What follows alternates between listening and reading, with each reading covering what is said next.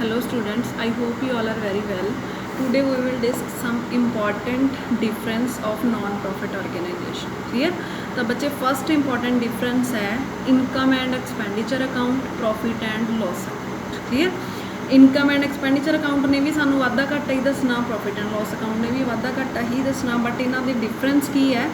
First difference ਹੈ ਕਹਿੰਦੇ ਜੋ ਅਸੀਂ ਇਨਕਮ ਐਂਡ ਐਕਸਪੈਂਡੀਚਰ ਅਕਾਊਂਟ ਬਣਾਉਂਦੇ ਉਹਦਾ ਪਰਪਸ ਕੀ ਹੁੰਦਾ, ਸਰਪਲਸ ਜਾਂ ਡੈਫੀਸਿਟ ਦੱਸਣਾ।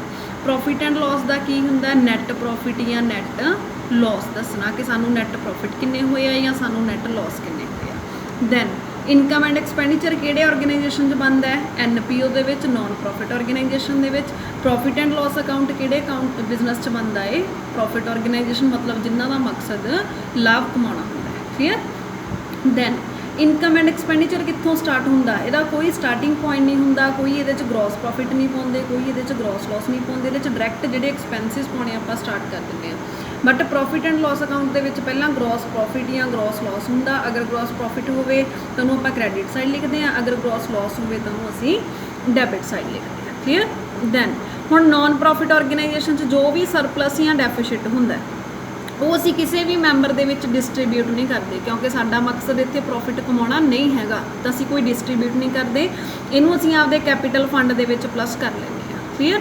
ਬਟ ਜਿਹੜਾ ਨੈਟ ਪ੍ਰੋਫਿਟ ਹੁੰਦਾ ਹੈ, ਜੋ ਵੀ ਸਾਨੂੰ ਪ੍ਰੋਫਿਟ ਐਂਡ ਲਾਸ 'ਚ ਹੁੰਦਾ ਹੈ, ਉਹ ਜਾਂ ਤਾਂ ਅਸੀਂ ਆਪਦੇ ਓਨਰਸ ਨੂੰ ਡਿਵਿਜ਼ੀਬਲ ਕਰ ਦਿੰਦੇ ਹਾਂ ਜਾਂ ਉਹ ਡਰਾਇੰਗ ਦੇ ਤੌਰ 'ਤੇ ਪਰਸਨਲ ਯੂਜ਼ ਦੇ ਲਈ ਉੱਥੋਂ ਪਹਿਲਾਂ ਹੀ ਕਢਵਾ ਲੈਂਦੇ ਆ। Clear. Then income and expenditure account ਬਣਾਉਣ ਦੇ ਲਈ ਸਾਨੂੰ ਕੋਈ ਟ੍ਰੇਡਿੰਗ ਅਕਾਊਂਟ ਪ੍ਰਪੇਅਰ ਨਹੀਂ ਕਰਨਾ ਪੈਂਦਾ, but profit and loss account ਬਣਾਉਣ ਦੇ ਲਈ ਪਹਿਲਾਂ ਟ੍ਰੇਡਿੰਗ ਅਕਾਊਂਟ ਪ੍ਰਪੇਅਰ ਕੀਤਾ ਜਾਂਦਾ ਹੈ, ਜਿੱਥੋਂ ਸਾਨੂੰ ਗ੍ਰੋਸ ਪ੍ਰੋਫਿਟ ਜਾਂ ਗ੍ਰੋਸ ਲਾਸ ਪਤਾ ਲੱਗਦੇ ਆ, ਫਿਰ ਪ੍ਰੋਫਿਟ ਐਂਡ ਲਾਸ ਅਕਾਊਂਟ ਬਣਦਾ ਹੈ। Clear. Then nature of item, ਇਹਦੇ ਵਿੱਚ ਕਹਿੰਦੇ ਜੋ ਵੀ ਸਾਡੇ ਕੋਲ ਇਨਕਮ ਐਂਡ ਐਕਸਪੈਂਡੀਚਰ ਅਕਾਊਂਟ ਹੈ, ਇਹਦੇ 'ਚ ਅਸੀਂ ਇਨਕਮ ਦਾ ਅਤੇ ਐਕਸਪੈਂਡੀਚਰ ਦਾ ਕੰਪੈਰੀਜ਼ਨ ਕਰਾਂਗੇ। ਇਨਕਮ ਜਿੱਦਾਂ ਸਬਸਕ੍ਰਿਪਸ਼ਨ, ਜਨਰਲ ਡੋਨੇਸ਼ਨ ਹੋ ਗਈ।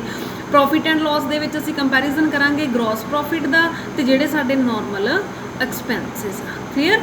ਦੈਨ ਨੈਕਸਟ ਡਿਫਰੈਂਸ ਆ ਰਾਜੇ ਰਿਸਿਪਟ ਅਤੇ ਇਨਕਮ। ਕਲੀਅਰ। ਹੁਣ ਇਹ ਜਿਹੜਾ ਡਿਫਰੈਂਸ ਆ ਦੇਖੋ, ਰਿਸਿਪਟ ਦਾ ਮਤਲਬ ਵੀ ਸਾਨੂੰ ਪੈਸਾ ਹੀ ਰਿਸੀਵ ਹੁੰਦਾ ਅਤੇ ਇਨਕਮ ਦਾ ਮਤਲਬ ਵੀ ਸਾਡੀ ਆਮਦਨੀ ਹੈ, ਬਟ ਇਹਨਾਂ 'ਚ ਇੱਕ ਡਿਫਰੈਂਸ ਹੈ। ਕੀ ਡਿਫਰੈਂਸ ਆ? ਫਸਟਲੀ ਕਹਿੰਦੇ all cash receive during the current year is regarded as receipt, ਕਿ ਜਿੰਨਾ ਵੀ ਪੈਸਾ ਸਾਨੂੰ ਮਿਲਿਆ, ਚਾਹੇ ਉਹ ਪੈਸਾ ਅਗਲੇ ਸਾਲ ਦਾ ਹੈ, ਚਾਹੇ ਉਹ ਪੈਸਾ ਪਿਛਲੇ ਸਾਲ ਦਾ ਹੈ, ਚਾਹੇ ਉਹ ਕਰੰਟ ਈਅਰ ਦਾ, ਅਗਰ ਉਹ ਮਿਲ ਇਸ ਸਾਲ 'ਚ ਰਿਹਾ ਤਾਂ ਅਸੀਂ ਉਹਨੂੰ ਰਿਸਿਪਟ ਕਹਾਂਗੇ। ਬਟ ਉਹ ਸਾਰਾ ਕੈਸ਼ ਜਿਹੜਾ ਸਾਨੂੰ ਇਸ ਸਾਲ 'ਚ ਮਿਲਿਆ ਮੇ ਔਰ ਮੇ ਨਾਟ ਬੀ ਰਿਗਾਰਡਡ ਐਜ਼ ਇਨਕਮ, ਕਿਉਂਕਿ ਜੇ ਉਹਦੇ 'ਚੋਂ ਕੋਈ ਪੋਰਸ਼ਨ ਅਗਲੇ ਸਾਲ ਦਾ ਹੋਊਗਾ ਤਾਂ ਉਹ ਸਾਡੀ ਇਸ ਸਾਲ ਦੀ ਇਨਕਮ ਨਹੀਂ ਹੈਗਾ। ਇਨਕਮ ਹੁੰਦੀ ਹੈ ਜਿਹੜੀ ਸਿਰਫ ਇਸ ਸਾਲ ਨਾਲ ਰਿਲੇਟਡ ਪੈਸਾ ਹੁੰਦਾ, ਤਾਂ ਜਿੰਨਾ ਕੈਸ਼ ਰਿਸੀਵ ਹੋਇਆ ਸਾਰਾ ਇਨਕਮ ਨਹੀਂ ਹੁੰਦਾ, ਬਟ ਜਿੰਨਾ ਕੈਸ਼ ਰਿਸੀਵ ਹੋਇਆ ਉਹ ਸਾਰਾ ਰਿਸਿਪਟ ਹੁੰਦਾ। ਇਹਦਾ ਮਤਲਬ ਹੁੰਦਾ ਹੈ, ਇਹ ਰਿਸਿਪਟ ਦਾ ਮਤਲਬ ਕੀ ਆ ਕਿ ਬਸ ਪੈਸਾ ਰਿਸੀਵ ਹੋਇਆ, ਭਾਵੇਂ ਉਹ ਕਰੰਟ ਈਅਰ ਦਾ, ਭਾਵੇਂ ਉਹ ਪਾਸਟ ਈਅਰ ਦਾ, ਭਾਵੇਂ ਉਹ next year the. But income ਦੇ ਵਿੱਚ ਅਸੀਂ ਓਨਲੀ ਕਰੰਟ ਈਅਰ ਦਾ ਪੈਸਾ ਹੀ ਲੈਣਾ ਹੈ, ਚਾਹੇ ਉਹ ਰਿਸੀਵ ਹੋਇਆ ਚਾਹੇ ਨਹੀਂ ਹੋਇਆ। ਅਗਰ ਉਹ ਕਰੰਟ ਈਅਰ ਦਾ ਤਾਂ ਅਸੀਂ ਉਹਨੂੰ ਲਵਾਂਗੇ ਹੀ ਲਵਾਂਗੇ। Clear. Then non cash item, receipt ਦੇ ਵਿੱਚ ਕੋਈ ਵੀ ਨੋਨ ਕੈਸ਼ ਆਈਟਮ ਨਹੀਂ ਲਈ ਜਾਂਦੀ, ਨਹੀਂ ਇਨਕਲੂਡ ਕੀਤੀ ਜਾਂਦੀ, ਕਿਉਂਕਿ ਇਹਨੇ ਸਿਰਫ ਪੈਸਾ ਆਉਂਦਾ ਜਾਂਦਾ ਦੇਖਣਾ। ਬਟ ਜਿਹੜੀ ਇਨਕਮ ਹੈ ਇਹਦੇ 'ਚ ਨੋਨ ਕੈਸ਼ ਆਈਟਮਸ ਲਈਆਂ ਜਾਂਦੀਆਂ, ਅਗਰ ਉਹ ਇਸ ਸਾਲ ਦੀਆਂ ਕੈਸ਼ ਭਾਵੇਂ ਸਾਨੂੰ ਹਜੇ ਲੇਟ ਮਿਲਣਾ, ਬਟ ਅਗਰ ਉਹ ਕਰੰਟ ਈਅਰ ਨਾਲ ਰਿਲੇਟਡ ਆ ਤਾਂ ਇਹਦੇ 'ਚ ਅਸੀਂ ਉਹ ਇਨਕਲੂਡ ਕਰਾਂਗੇ। ਕਲੀਅਰ।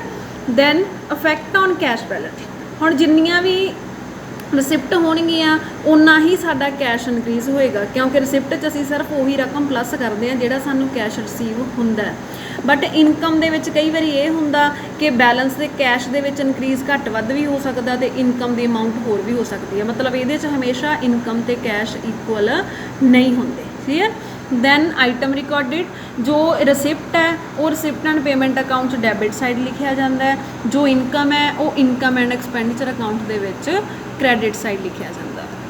ਦੈਨ ਰਿਸਿਪਟ ਦੇ ਵਿੱਚ ਸਾਰਾ ਕੈਸ਼ ਇਨਕਲੂਡ ਹੁੰਦਾ, ਭਾਵੇਂ ਉਹ ਕੈਪੀਟਲ ਨੇਚਰ ਦਾ ਹੋਵੇ ਚਾਹੇ ਉਹ ਰੈਵਨਿਊ ਨੇਚਰ ਦਾ ਹੋਵੇ। ਬਟ ਇਨਕਮ ਦੇ ਵਿੱਚ ਅਸੀਂ ਓਨਲੀ ਰੈਵਨਿਊ ਰਿਸਿਪਟ, ਮਤਲਬ ਜਿਹੜੀਆਂ ਸਾਨੂੰ ਵਾਰ-ਵਾਰ ਮਿਲਣੀਆਂ ਅਸੀਂ ਉਹੀ ਰਿਕਾਰਡ ਕਰਨੀ। ਕਲੀਅਰ।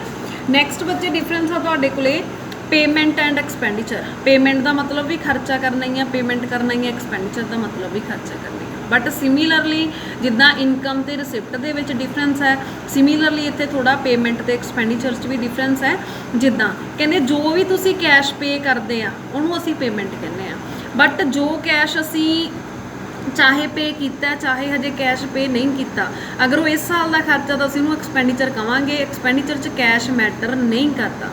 ਹੁਣ ਪੇਮੈਂਟ ਆ ਜਿਹੜੀ ਇਹਦੇ 'ਚ ਕੈਪੀਟਲ ਪੇਮੈਂਟ, ਰੈਵਨਿਊ ਪੇਮੈਂਟ ਸਾਰੀਆਂ ਆ ਜਾਂਦੀਆਂ, ਬਟ ਐਕਸਪੈਂਡੀਚਰ ਦੇ ਵਿੱਚ ਓਨਲੀ ਰੈਵਨਿਊ ਨੇਚਰ ਦੀਆਂ ਪੇਮੈਂਟ ਹੀ ਆਉਂਦੀਆਂ। ਪੇਮੈਂਟ ਦੇ ਵਿੱਚ ਸਾਰੀਆਂ ਪੇਮੈਂਟਸ ਰਿਕਾਰਡ ਹੁੰਦੀਆਂ, ਚਾਹੇ ਉਹ ਇਸ ਸਾਲ ਦੀਆਂ, ਚਾਹੇ ਪਿਛਲੇ ਸਾਲ ਦੀਆਂ, ਚਾਹੇ ਨੈਕਸਟ ਈਅਰ ਦੀਆਂ, ਬਟ ਐਕਸਪੈਂਡੀਚਰ ਦੇ ਵਿੱਚ ਸਿਰਫ ਕਰੰਟ ਈਅਰ ਲੈਂਦੇ ਆ, ਉਹ ਚਾਹੇ ਹਜੇ ਪੇ ਹੋਏ ਆ ਚਾਹੇ ਨਹੀਂ। ਜੋ ਇਸ ਸਾਲ ਦਾ ਖਰਚਾ ਹੈ ਤਾਂ ਉਹ ਐਕਸਪੈਂਡੀਚਰ ਦੇ ਵਿੱਚ ਰਿਕਾਰਡ ਹੋਏਗਾ। ਕਲੀਅਰ। ਦੈਨ ਪੇਮੈਂਟ ਦੇ ਵਿੱਚ ਕੋਈ ਵੀ ਨੌਨ ਕੈਸ਼ ਆਈਟਮ ਰਿਕਾਰਡ ਨਹੀਂ ਹੁੰਦੀ, ਜਿੱਦਾਂ ਕੋਈ ਖਰਚੇ ਦੇਣ ਵਾਲੇ ਰਹਿੰਦੇ ਆ, ਕੋਈ ਚੀਜ਼ ਉਧਾਰ ਖਰੀਦੀ ਹੈ, ਬਟ ਕੈਸ਼ ਦੇ ਵਿੱਚ ਐਕਸਪੈਂਡੀਚਰ ਦੇ ਵਿੱਚ ਕੈਸ਼ ਵੀ ਤੇ ਨੌਨ ਕੈਸ਼ ਵੀ ਸਾਰੀਆਂ ਰਿਕਾਰਡ ਹੋਣਗੀਆਂ ਅਗਰ ਉਹ ਸਾਡੇ ਕਰੰਟ ਈਅਰ ਦੀਆਂ। ਕਲੀਅਰ।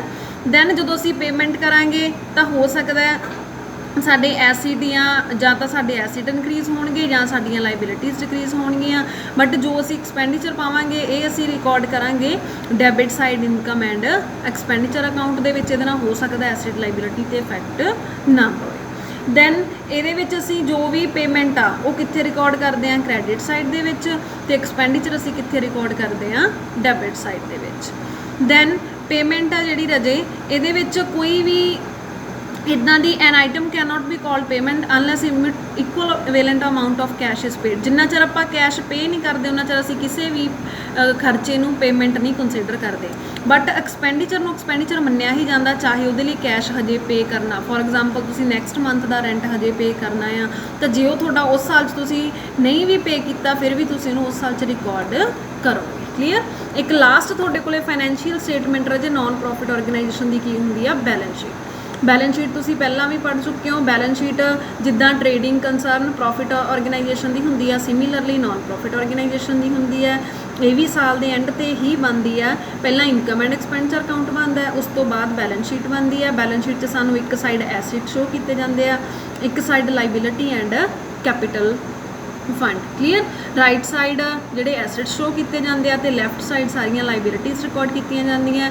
ਇਹਦੇ 'ਚ ਕੋਈ ਪਰਸਨ ਦਾ ਕੈਪੀਟਲ ਅਕਾਊਂਟ ਨਹੀਂ ਲਿਖਿਆ ਜਾਂਦਾ, ਇਹਦੇ 'ਚ ਸਾਰਿਆਂ ਦਾ ਇਕੱਠਾ ਇੱਕ ਕੈਪੀਟਲ ਫੰਡ ਜਿਹੜਾ ਵਰਡ ਯੂਜ਼ ਕੀਤਾ ਜਾਂਦਾ ਹੈ, ਉਹਦੇ 'ਚ ਜੇ ਕੋਈ ਸਰਪਲਸ ਹੋਇਆ ਤਾਂ ਉਹ ਐਡ ਕਰ ਦਿੱਤਾ ਜਾਂਦਾ ਹੈ, ਜੇ ਕੋਈ ਲਾਸ ਹੈ ਤਾਂ ਉਹਦੇ 'ਚੋਂ ਮਾਈਨਸ ਕਰ ਦਿੱਤਾ ਜਾਂਦਾ। ਇਹ ਤੋਂ ਬਿਨਾਂ ਕੋਈ ਸਪੈਸ਼ਲ ਫੰਡ ਹੋਵੇ ਜਿਵੇਂ ਸਪੋਰਟਸ ਫੰਡ, ਪ੍ਰਾਈਜ਼ ਫੰਡ, ਇਹ ਵੀ ਜਿਹੜੇ ਹੈਗੇ ਆ ਤੁਸੀਂ ਬੈਲੈਂਸ ਸ਼ੀਟ ਦੇ ਵਿੱਚ ਰਿਕਾਰਡ ਕਰਦੇ ਆ। ਤੇ ਜਿੱਦਾਂ ਅੱਗੇ ਬਣਾਉਂਦੇ ਆ ਸਿਮਿਲਰਲੀ ਇੱਥੇ ਆ ਕੋਈ ਐਸਿਡ ਹੈ, ਫਰਨੀਚਰ, ਲੈਂਡ, ਬਿਲਡਿੰਗ, ਕੁਛ ਵੀ ਆ, ਜਿੰਨਾ ਉਹਦਾ ਓਪਨਿੰਗ ਬੈਲੈਂਸ ਆ, ਜਿੰਨਾ ਪਰਚੇਸ ਕਰ ਲਿਆ ਉਹ ਪਲੱਸ ਕਰ ਦੇਣਾ, ਜੇ ਕੋਈ ਸੇਲ ਕਰਤਾ ਉਹ ਮਾਈਨਸ ਕਰ ਦੇਣਾ, ਜੇ ਕੋਈ ਡੈਪਰੀਸ਼ੀਏਸ਼ਨ ਉਹ ਵੀ ਮਾਈਨਸ ਕਰ ਦੇਣੀ ਆ। ਸਿਮਿਲਰਲੀ ਇਨਵੈਸਟਮੈਂਟ, ਕੈਸ਼, ਕੋਈ ਫਿਕਸ ਡਿਪੋਜ਼ਿਟ, ਕੋਈ ਵੀ ਸਟਾਕ ਹੈ, ਇਹ ਸਾਰੇ ਸਾਡੇ ਐਸਿਡ ਹੈ। ਇੱਧਰ ਅਸੀਂ ਪਹਿਲਾਂ ਓਪਨਿੰਗ ਕੈਪੀਟਲ ਫੰਡ ਪਾਵਾਂਗੇ, ਕੋਈ ਸਰਪਲਸ ਹੋਇਆ ਉਹ ਐਡ ਕਰ ਦਾਂਗੇ, ਕੋਈ ਡੈਫੀਸ਼ੀਟ ਹੋਇਆ ਉਹ ਮਾਈਨਸ ਕਰ ਦਾਂਗੇ। ਬਾਅਦ 'ਚੋਂ ਜੋ ਲਾਇਬਿਲਿਟੀਜ਼ ਹੁੰਦੀ ਹੈ ਜਿੱਦਾਂ life membership fee, entrance fee, legacy, building fund, ਕੋਈ ਵੀ ਸਪੈਸ਼ਲ ਫੰਡ ਹੈ ਉਹ ਅਸੀਂ ਲਾਇਬਿਲਿਟੀ ਸਾਈਡ। ਕਲੀਅਰ। ਇਹ ਟਰਮਸ ਅਸੀਂ ਅੱਗੇ ਡਿਸਕਸ ਕਰਾਂਗੇ।